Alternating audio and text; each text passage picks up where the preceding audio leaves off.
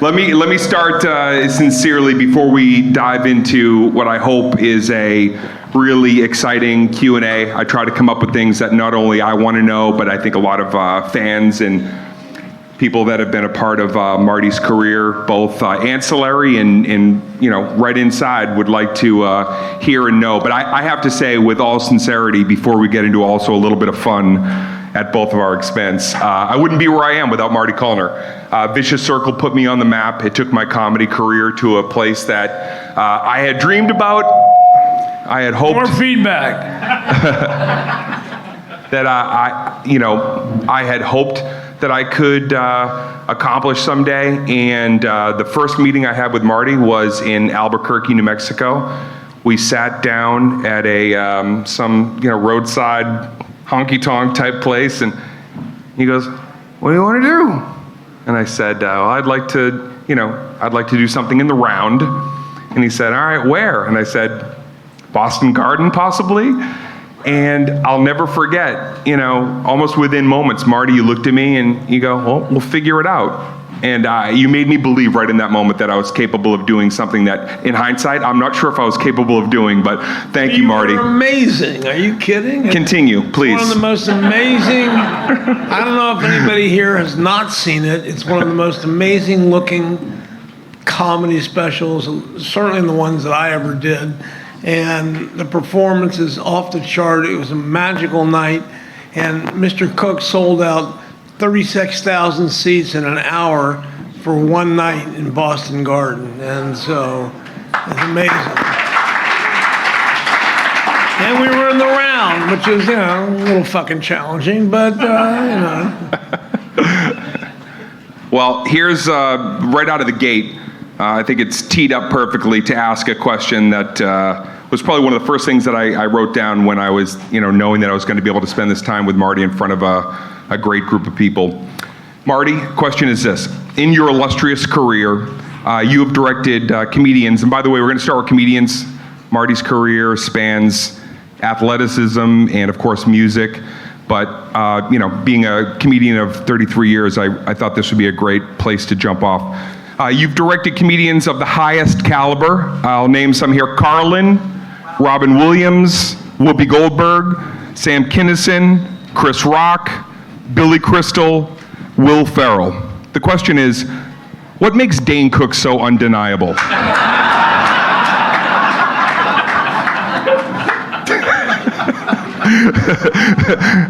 I didn't mean to write that down. It must have been late. No, the question is... No, I like that question. The question is this. With stand-up comedy, it's different in the room than what you see at home. It's almost like there's the show that happens in the room, and then there's what you need to capture, and then what an audience ends up feeling, which is very different from what's happening with the energy in the room.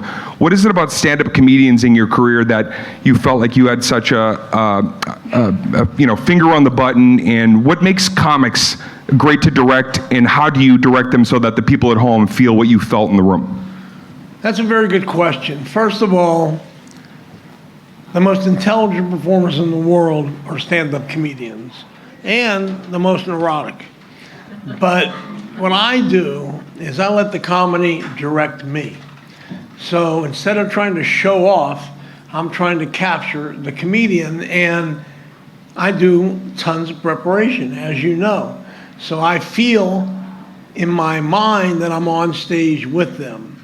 Now, the funny thing about cutting comedy, whether it's live or editing, is there's only a millisecond where you can make the right cut so the audience at home gets it right. If I go a millisecond too early to the punchline, that means I'm anticipating. And the audience feels it. They don't know it, but they feel it. If I cut a millisecond too late, I miss it. Okay? Again, people don't know, but they know. You know what I'm saying? They don't. So my idea is to make it seamless. Don't feel anything. And I'm a big believer in not using audience lights because I don't want people looking at it. That's why the Oscars comedy never really works. Everybody's looking at what everybody's wearing instead of listening to the comedian. And I'm a big believer in, not focusing on the background and the sets, I want you to watch the comedian. When we did Vicious Circle, our set was the audience. And, so the camera focused on you, and that's why it was successful. The egos get in the way. Most directors' egos get in the way. Talking about me in particular. No, with the first special, Carlin was the first one, right? On location, shot at the Celebrity Theater in Arizona. The first one was the first special ever on HBO. It was called An Evening with Robert Klein. Okay. That was the first one in which I didn't know what I was doing. Okay, I had no idea. Okay, I was a sports director, and I decided to go to HBO instead of NBC because they offered me specials and, the ethos of the network, and it was a third of the money.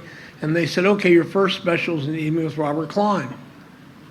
I tried to give magic to it, but there's not enough close-ups, and it's not right, but it's magical. So I took it back to my boss, and I, at the time, lived in Boston. I was the Boston Celtics TV director. WBZ. WBZ, you're from Boston. And he took one look at it, and he said, well, good luck getting your job back in Boston. I'll never forget it. And I said, I don't agree. I think it's got magic. So to make the story short, it aired New Year's Eve. Oh, his boss, a guy named Jerry Levin, said, this is in our program guide. I kind of like it. I'm going to air it. So too bad. So I'm in a New Year's Eve. I'm in a cold hotel room in New York City. I called my ex-wife in Boston. I said, you think I can get my $14,000 a year job back? She said, what did you do? I said, well, I thought I did great, but apparently not. And the next day, the New York Times wrote 3 columns on it and said, I don't know where they got Marty Callner, they better sign him up forever. And it was a bold print, program marked by innovative concept. It was the first time anybody ever went backstage with a comedian.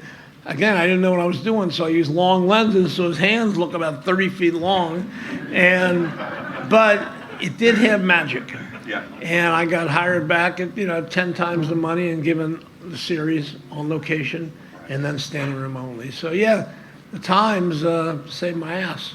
And so it went from Robert Klein to then, of course, George. And so, and Robert Klein is a very talented individual, but now you're going sort of warp speed with an unbelievable mind, to put it, at the very least. How does it feel then, your sophomore effort is walking in the door with George Carlin, and how do you prepare to shoot something in the round with somebody that is prolific and lightning in a bottle guy?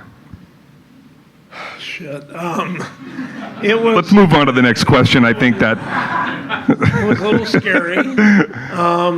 George and I became great friends. He was the best man at my wedding. His wife was my producer for 10 years.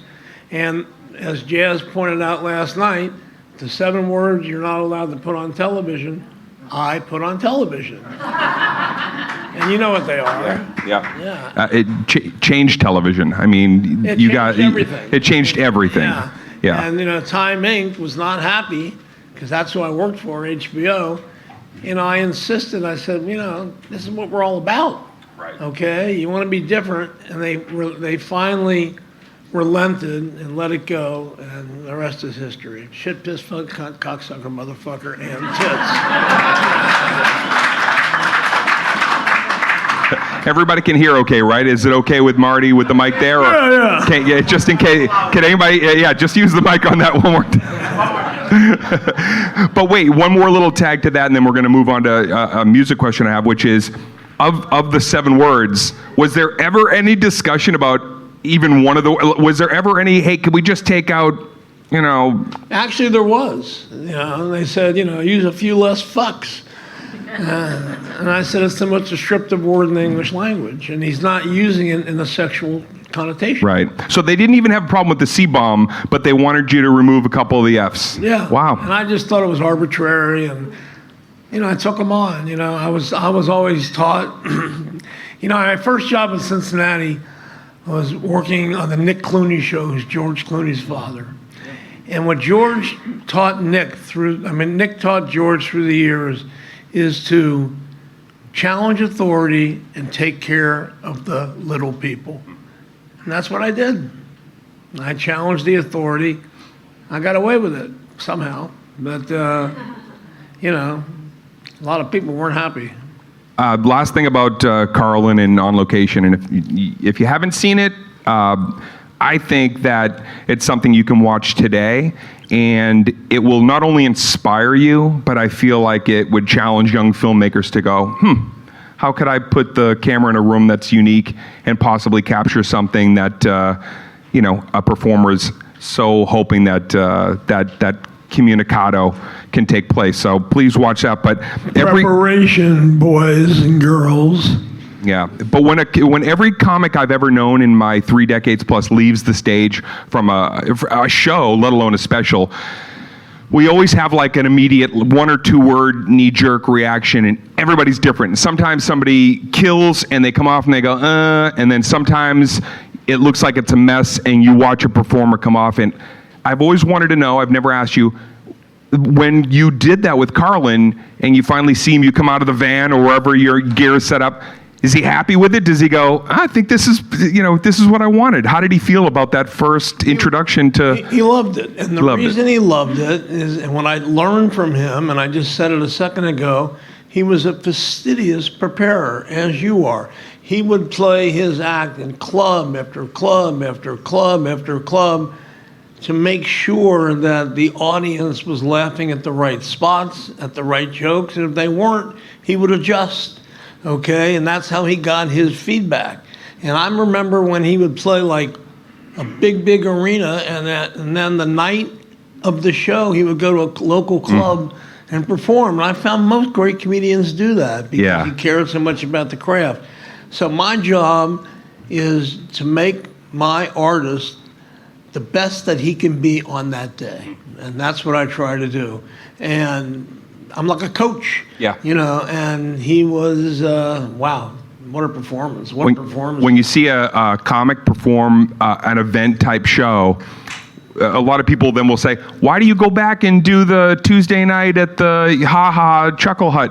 It's because the event show is good for the pulp, but the buttons and the tags and the minutia, you can only get that when you're in an intimate setting, having almost a conversation with the crowd. And I think you've always been so great at capturing the little pieces that are the in-between and, of course, the grandiose of... Yeah, I try to be on stage with you, because timing's everything. And if I see you enough, I can think like you, at least while we're working together. Yeah.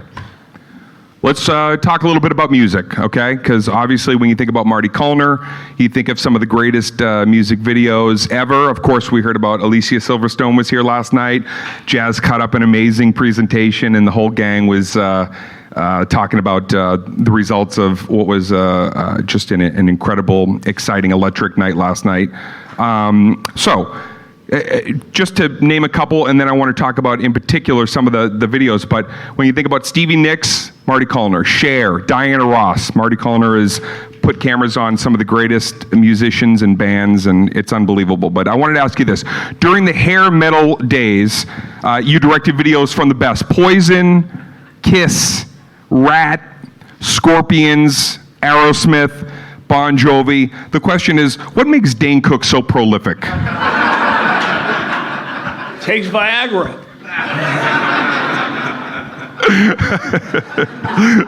Actually, Stevie Nicks changed my life. That was my next question. I knew that. I saw. I was. Actually, you know what? Because I want to. We'll start there then, because I actually wrote this down. No, we can go anywhere you want. I said, please share a Stevie Nicks story. She's a magical talent. What is your career without Stevie Nicks in it? It's nothing. Okay. I was not a rock and roller. I had directed like Diana, Liza Minnelli, and middle stream artists, and I worked at the time for HBO, which was owned by Time Life, and they were a magazine company. Right. So I was directing Camelot on Broadway with Richard Harris, and I didn't know who Stevie Nicks was. And I didn't know Fleetwood Mac. Wasn't a rocker. And then they called me and they said, your next assignment is Stevie Nicks. Your next assignment? So I was all bleary-eyed from the experience of doing Camelot, which I had to stage. I didn't know what I was doing. And then I got on a plane, and in those days, the people could meet you at the plane. So her manager, Irving Azoff, met me, a very famous guy, met me at the plane, and he said, "Are you ready to meet Stevie?" And I said, "Yeah, where is he?"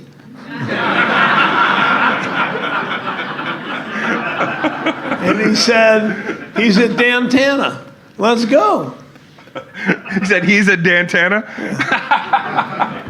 So I go and I see this beautiful blonde girl sitting in a booth laughing her ass off, okay? And I said, "What's so funny?" He said, "You thought I was a guy." So to make the story a little bit shorter, I ended up going back to her house with her, and I didn't leave for 3 months. It wasn't an affair, but it was like I had never seen anybody. You were squatting in Stevie Nicks' house. I had never seen anybody so true to their art, okay, and so pure and so magical, and I couldn't get enough. I thought the whole music business was going to be like that. I didn't know she was the only one that was going to be like that. And then I started with the music, and she changed me, no doubt about it. To this day, I'm totally in love with her. At that time, was she primarily focusing on Fleetwood Mac music, or was she already saying to you, like, these are the ideas that I would like to present, just... She had just left Fleetwood Mac for her first solo record, produced by Jimmy Iovine, who was her boyfriend.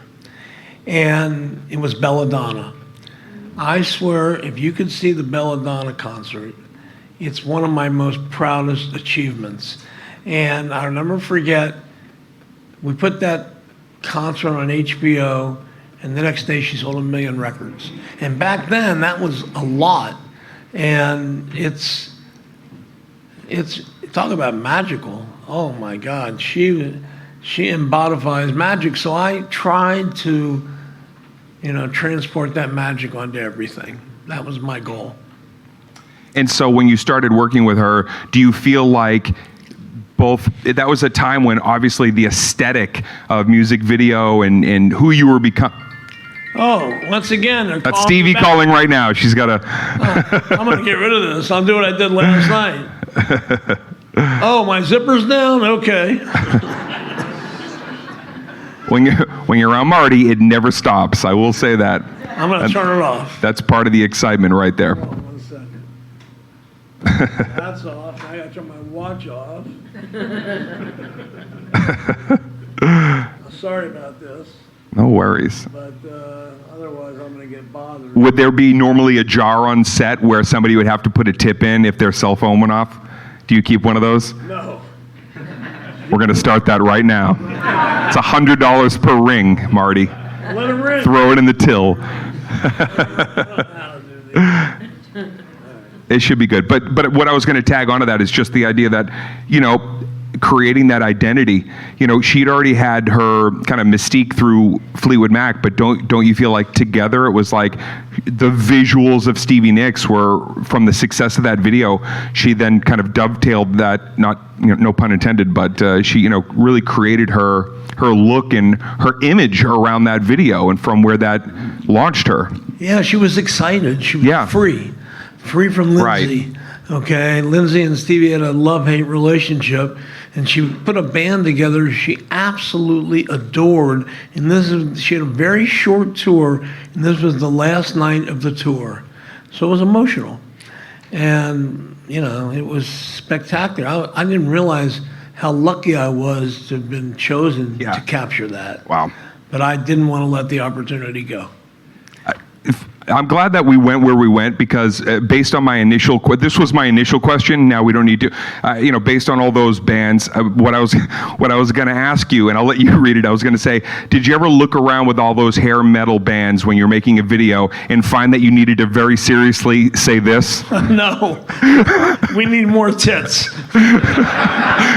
We need more tits in here, guys. Actually, what I tried to do was to be extremely sensual without being sexual. And you were. That was my goal. And you were. I mean, trust me, I was 14 years old. It was very sensual. That's what I was thinking in my room. What a sensual day I'm having. That was the idea.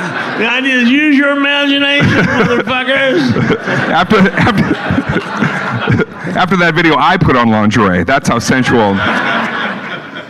Oh, okay. So obviously, I think we, in this day and age, we always love to look back and, there's. I don't want to get into, train wreck moments because I'm sure that you've got some stories that you don't want to tell. But I did want to ask this, which is, has there ever been a moment before a big taping, or maybe even one of your live events? You've done things that are live in front of sometimes millions of people. Has there ever been a taping or something that went off track right before you're ready to go, and you immediately have to rebound? And what was that, and how scary, and what was it? Okay, yes. The one I can remember the most was Garth Brooks in Central Park, 500,000 people. 500,000 people central, live. Live. Okay. For HBO. For HBO. To say I was nervous was an understatement. I was rocking in my chair. I had candles all around, incense burning, and praying that they would announce a war so I didn't have to do it.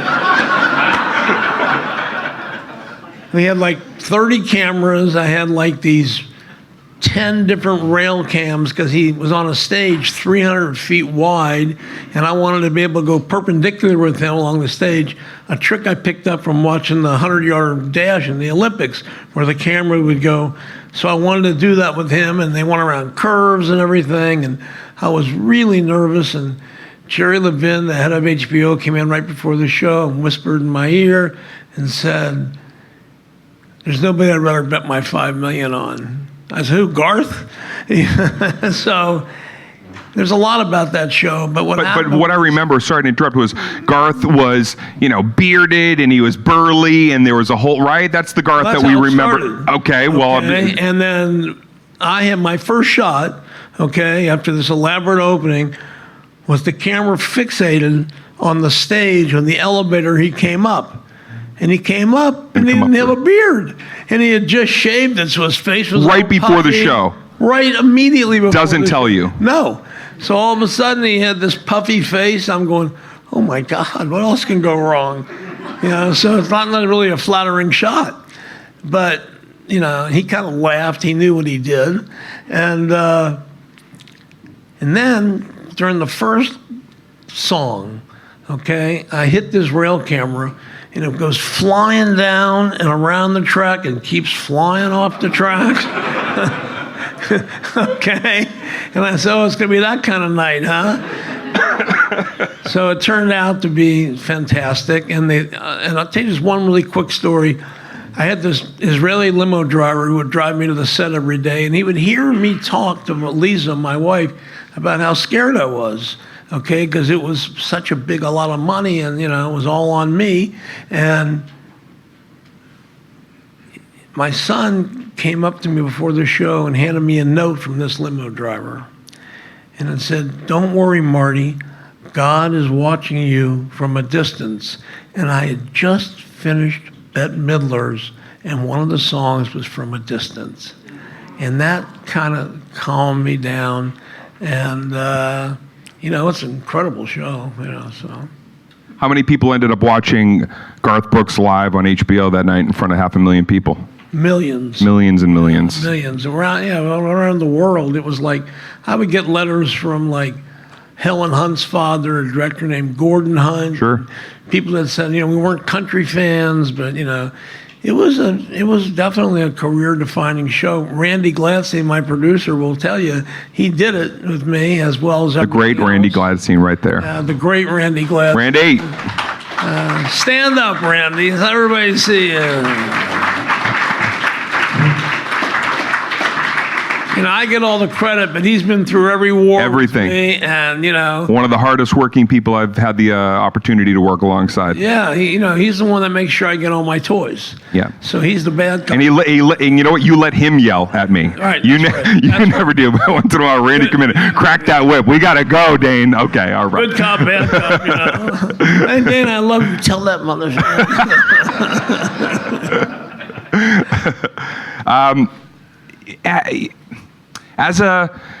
First of all, I want to point one thing out, which was so brilliant. And again, every time I talk to you, and we've had a lot of great conversations online, offline, backstage, at a restaurant, to hear Marty say, "Oh, I was watching the Olympics and I picked up the idea for that shot." Just, inspiration's everywhere. And you have to sometimes realize that, your best new idea might be, an offshoot of, you might be watching a bad B movie from 1973 and find one thing that really inspires you. And I think it's a testament to say you took a shot that you knew would work in a different way for that special, and that's pretty unbelievable. I've never really admitted that before, but that's amazing. Well, the definition of a great director is that he listens to everybody, no matter who it is, no matter what idea it is. He's the captain, so he can decide which ones he wants to use and which ones he doesn't. And then, if it works, he takes credit for them all.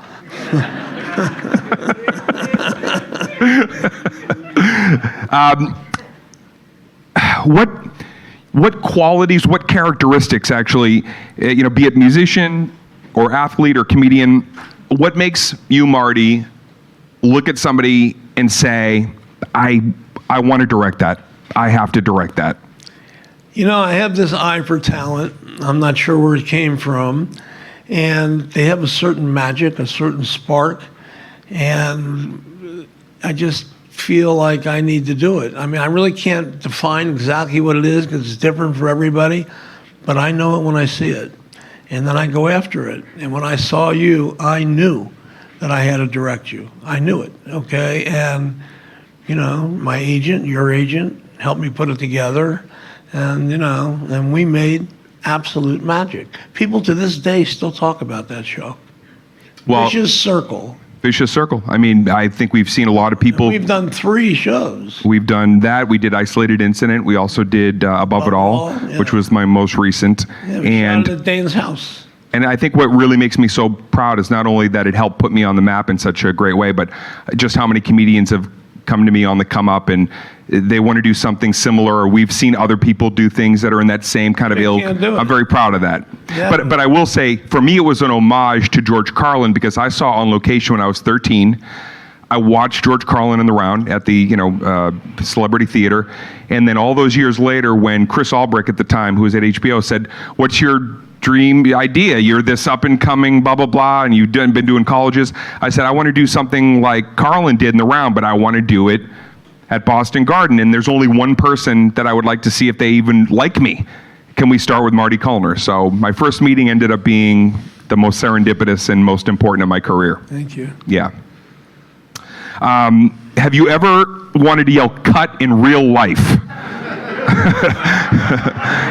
And if so, when? More times than I want to recount. And when is lately, but I'm not going to go into it. Yes. There's plenty of times I wanted to yell "cut" in real life. And well, I guess we could. Sometimes I had the balls, and sometimes I didn't.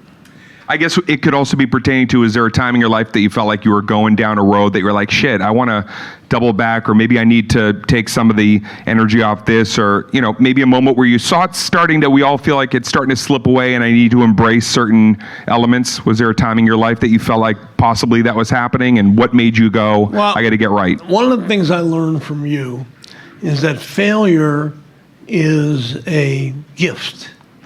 Because if you fail at something, you learn from it. And I got that from you when we used to do all these clubhouse chats together. That's right. And, so I always think that I'm going to make it work. And most of the time I can, but there's a couple of times where I haven't been able to. And I failed. But I learned from it and knew that I would never work with them again. And who are those people, Marty? No. Well, names and incidents. My family member who made the deal will tell you it's a gag order. I can't talk. But it brings up, has there ever been a situation where you're, a performer, on the big night and the important night, one taping, two, it's just not there? And is it possible to salvage in the edit room performance like that, or is it pretty difficult to pull something out after the fact if somebody has, maybe a mediocre night? It's absolutely possible to fix in the edit. Okay, live, different ballgame. But you want to hear a story of somebody I fixed in the edit? Please. I was working with Madonna in Australia. Okay, I had been away from HBO for like 12 years doing videos, and they were upset. But my boss at the time, a guy named Michael Fuchs, called me. He said, "I got a problem with an artist. Were you interested in going to produce it? She has her director, her screens director." I said, "Yeah, why not?" And it was Madonna.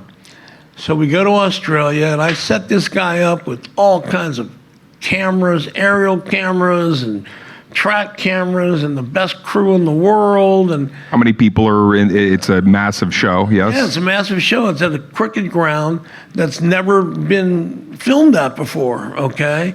So it was like, saintly. And it was, HBO always did 2 nights. And unfortunately, this guy was used to directing 5 cameras because that's what he did for the screens. And all these cameras confused him, and he accused me of setting him up, and Madonna accused me, and then I changed the light, and we had this fight in the parking lot. It was a mess. And he did the show, and it was beamed back to HBO, and they freaked out because it was unusable. Now, what I did do was I made sure I recorded every camera, okay? So I get a call at 2 o'clock in the morning from Madonna. And she goes, "Marty, it's Mo." Now, this is not the Madonna that I knew. And I said, "Yeah." She says, "Can you direct tomorrow?" He can't do it. So, of course, like an idiot, I said yes. But I wasn't really prepared. I figured I'll just fake it. There was like a 12-hour difference where I could 12 hours, Randy, is that what it was? Where I could put together what I fucked up. But, talk about being nervous, I went to the set and did a rain dance. I did. Is it true? I did it, my wife will tell you. I did a rain dance, and the skies opened up, and it rained, and the organizers canceled the show. So we took over the biggest editing house in Sydney, Australia, and I had like 8 hours to put it together. And Madonna was sitting next to me, and I said, "Don't say a word, just if you hate something." And I made like 2,000 edits in like 10 hours. And got nominated for a Grammy. Wow. Didn't fucking win, but I got nominated. So anybody up and coming, don't prepare. Start last minute and pray for rain. Woo! And that's I know that sounds like woo, but that's a true story. I swear to God. A rain dance like an Indian. Is it safe to say that Madonna would be kind of one of the more? She seems like she'd be one of the most insistent and focused. When you're working with somebody who's already kind of got their own, they see it all, and then they have to trust that you see it all or something more. Like, how does that, what is the conversation? How do you commiserate with somebody who's a powerful presence like that? Well, I'm as hard on myself as she is on herself. Okay. And I believe, and I told her, stay in your lane, I'll stay in my lane. Now, what she does, she's so fastidious that if there's a mistake the night before, one mistake, she runs the whole show in sound check. Right? Wow. And, so not like came back for another one. Right. So she's not the type of person who would say, "Let's take it from the bridge up to," she's like all the way from the top, we go through. All the way from the top. Wow. Incredible. She was crazy. She's still crazy. Have you seen her lately?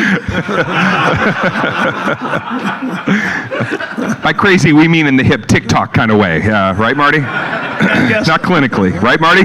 Yeah. Whatever you say, Dane. Yeah. Can we, there of all the people that I've named, every single performer, we haven't even got into the athletes and the athleticism part, which I want to cover in a second, but I'd be remiss if I didn't want to bring up one, which was Pee Wee Herman, Paul Rubin. Just seemingly like a fantastical imagination. How does that come together? And wow, like, how did it feel working with that unbelievable imagination and yourself coming together? I'll tell you another story. I got some stories. That's why we're here. Elise and Paul and I had the same agent, Marty Callner, who passed away. And he goes, Pally, I got somebody I want you to see. So I went with the head of HBO, Michael Fuchs, and Eliza and myself to a midnight show at the Groundlings. And I went, oh my God, this guy is a genius. So Michael, my boss, put in the whole show. He fell asleep. He was out. So we guys, what'd you think? I said, I think we should do a show with him. And I want to package it. I just bought a house. And At the show that you saw, was he doing a multitude of characters, or was he doing it based on just Pee-wee? Pee-wee. Pee-wee. Pee-wee's Okay. Playhouse, yeah. Gotcha. Pee-wee's Play had Captain Carl, who was Phil Hartman.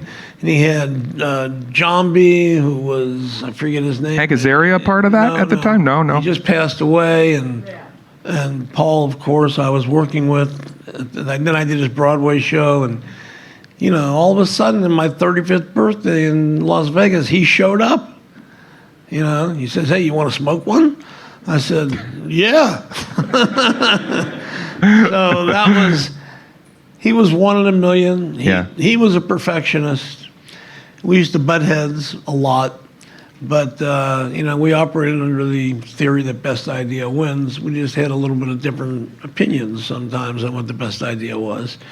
But, yeah, it was groundbreaking, you know. I don't think a day goes by where I don't want to just for some reason go, what? What? And now I know who can play them. It's brilliant. It's genius. And, you know, as I got to know Marty over the years, like every once in a while, I would just look up Marty. I'd be like, I know Marty's career, and then all of a sudden I'd see somebody else in there. I'd be like, oh my God.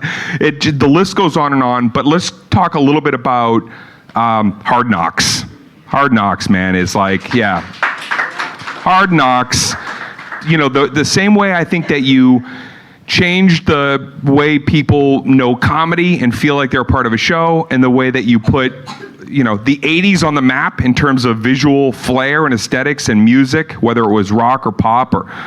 So where does Hard Knocks come from? How does this idea come to you? And how do you get access from the hardest organization in the world to have access to, that only wants to protect image and players and their bottom line? How does Hard Knocks come together? Well, it was serendipitous. I just finished some concert, finished working with Aerosmith, and I was sitting in my house, and Jazz was there, and we were sitting around the dinner table, and all of a sudden I went into a trance. And I kind of closed my eyes, and about 10 minutes later I came up and I said, I have a great idea. Wow. I said, I want to do a show about training camp at the NFL. I said, because to me, it's all about the cuts. You got the player cuts when they're maybe being selected and they don't know if they're going to make the team. Guys who were stars in junior high school, and college, who are now on a stage where everybody's as big and as fast as they are, and there's 75 people competing for 53 jobs. What's the veteran going to do to keep his job? What's the rookie going to do to take his job? I thought it would make compelling television, more than any other sport. So my manager, David Steinberg, knew somebody at the NFL office named John Collins. He said, go talk to him about it. So I talked to him about it, and he liked it. He said, okay, good luck. I'm going to put you in front of 32 NFL owners. Now, here's this Jewish hippie going in front of 32 NFL owners. My hair was down to here, and, you know, they're conservative, and I somehow convinced them that I had something that was good for the game, that would bring women in, because you would be able to see these guys without their armor, get up close and personal with them. Now they do it a lot. But right, get to know their families, their heart, their fears. That's right. And what Hard Knocks is when the coach comes in, knocks on your door, or they call him the Turk, and he says, Coach wants to see you bring your playbook. And that's That's moment. when my heart starts racing season after season. That's the moment. And I make sure that you have people that you've gotten to know during the show. And the storyteller, of course, is Liv Schreiber. And after I got this show rolling, the only time I would call them and say, more Liv Schreiber, more Liv Schreiber. He does the narration. I mean, obviously, it's like a voice that is remarkable and piercing and tells a story. I went to, so the NFL says, okay, if you get HBO, we'll be interested. And HBO says, well, you'll never get the NFL. They don't do anything. So if you get them, we'll be interested. So I told them both. I had the other ones, didn't have either of them. You basically kind of, it was like, they're already seemingly leaning in. You were telling everybody's leaning in, nobody's leaning in. HBO's in, NFL's real in, and next thing I know, there it was. So, I mean, it was not easy. The first year was very successful in the Baltimore Colts, and then it got taken off for 2 years. Once because of the Olympics, and I had to literally go jump on people's desks to get it back on. And, it spawned all these shows that you've seen now. Oh, yeah. And now it's been on 20 years. It started with 24/7, where they went backstage for the boxing. And then I got calls from every major sport, baseball and basketball. We want a Hard Knocks. We want a Hard Knocks. I said, can't do it.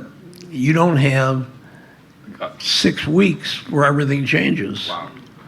And that's what makes that show successful. Yeah. I still find it so remarkable because I'm sure that they had thought of their own version of documentary. I don't think it was called docuseries, but the fact that you walked in there and even though it said everybody's leaning toward the middle, the fact that they gave you the ability to go, you can show whatever you want to show. And you showed a lot. There was a lot of tough stuff. Surprisingly, nobody had the idea to do any docu stuff or go back. It was like going, inside mafia. It was like, forbidden territory. And there were certain coaches that would never do it, like Bill Belichick. Right. He said, nobody's going to invade my privacy. So finally, it was so popular, the NFL made a rule called the Hard Knocks rule that said, because they said, we love what this is doing for our game. Right. Because it's boosting our ratings, it's bringing people in. So if nobody wants to do it, they can force them to do it. All right? Wow. There's 3 criteria. New coach, been in the playoff in the last 10 years, and haven't been on Hard Knocks within 10 years. They can say no. Other than that, listen, we forced the Jets to do it this year. They weren't happy, but they loved it. We forced the Raiders to do it. They weren't happy, but they loved it.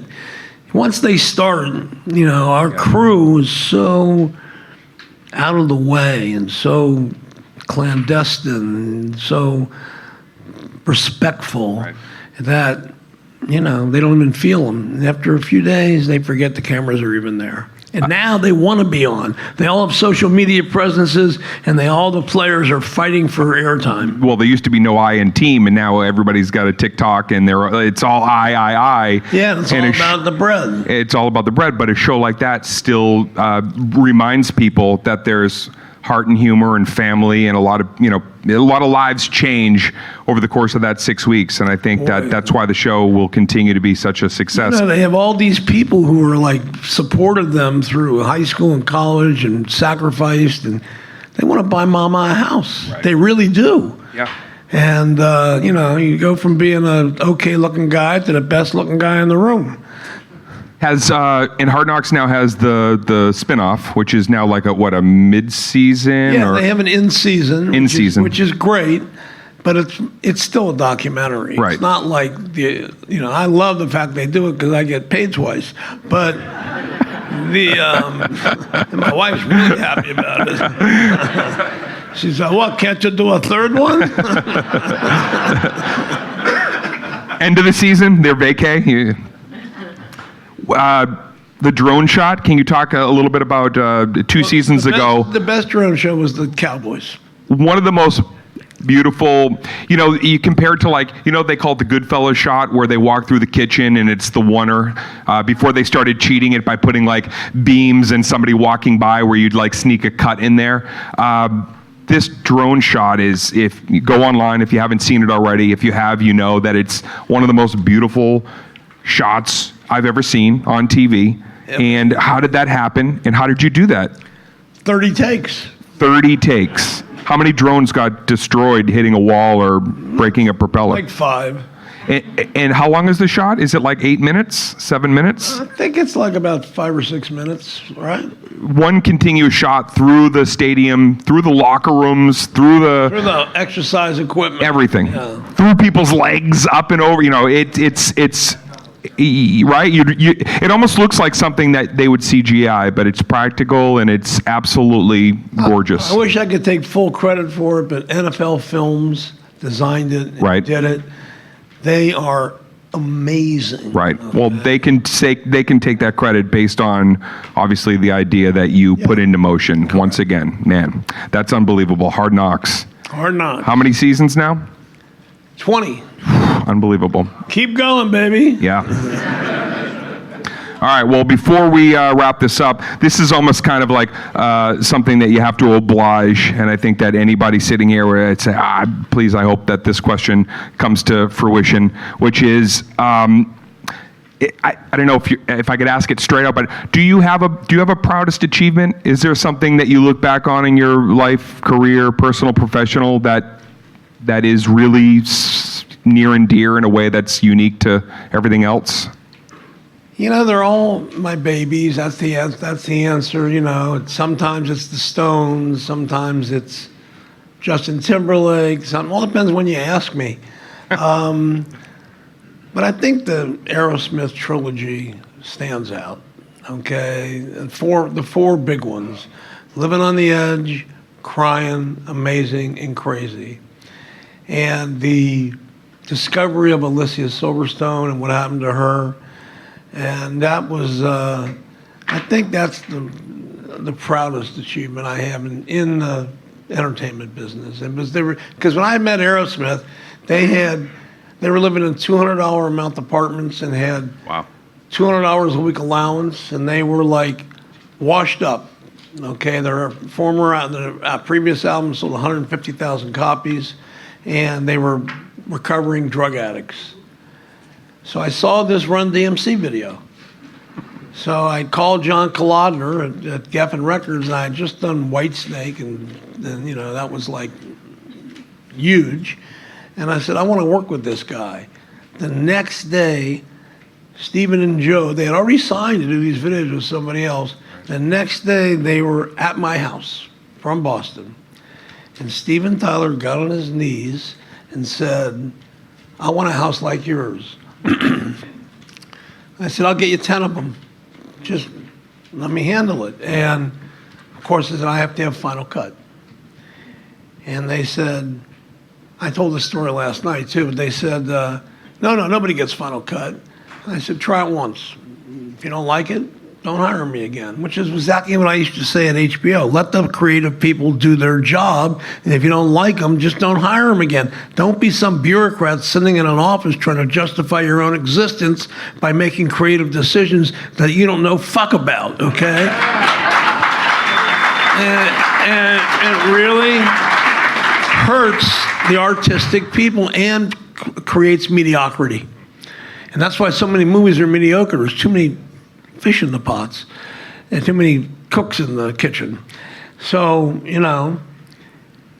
I did it, and I remember getting calls from the drummer saying not enough of me in it, and paraphrase Vanessa Bryant, I go, tough shit.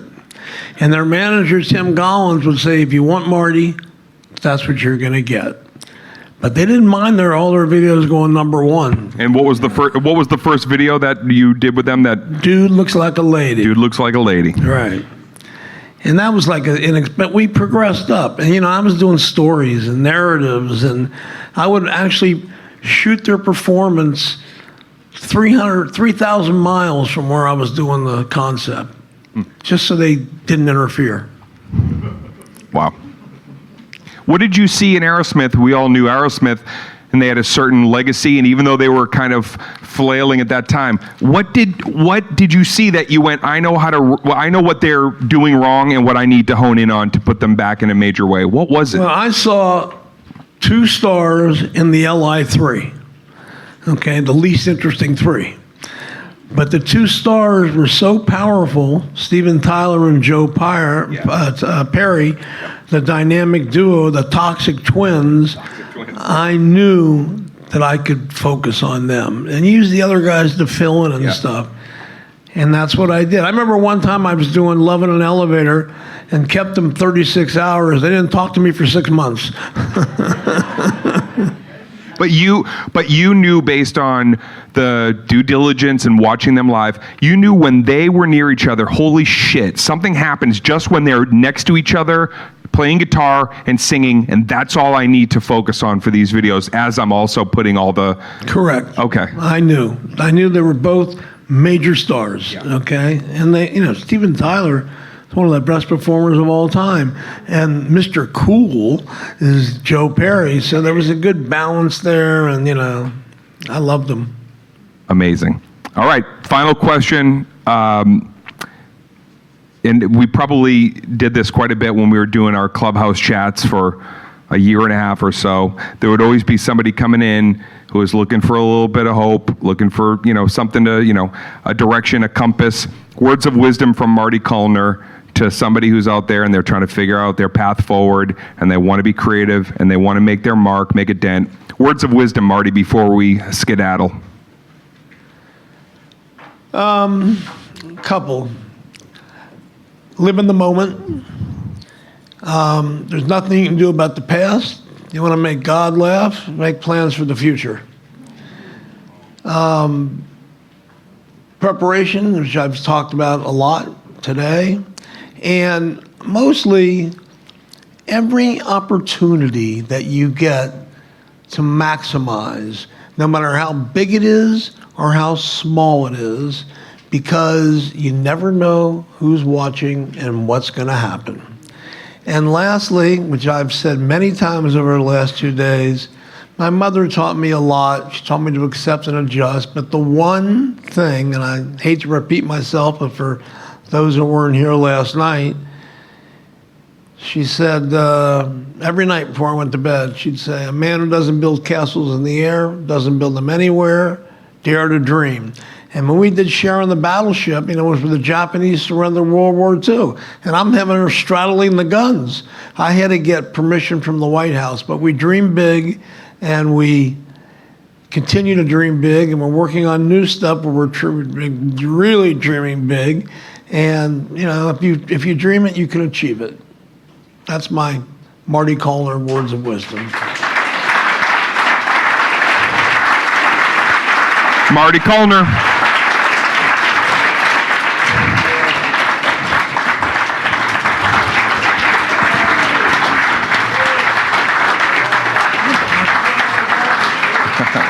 I got you.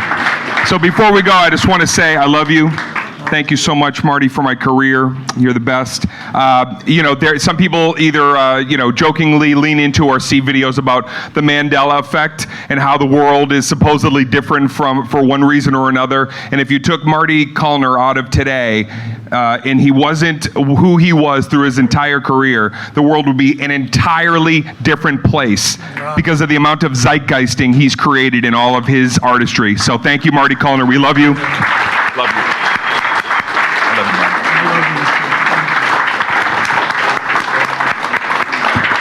Thank you so much, everybody. Pizza for everybody. Just ask Lori Kirby. Thank you so much. Thank you. Okay, everybody. One more applause for this amazing, amazing man. And what a great interview. What a fine interview. Come meet us at Puppies Palooza and have some puppies for lunch. Play with pups. All right, of course. Thank you, Dane. Amazing. Sorry. Here's it for you. Absolutely. Thank you.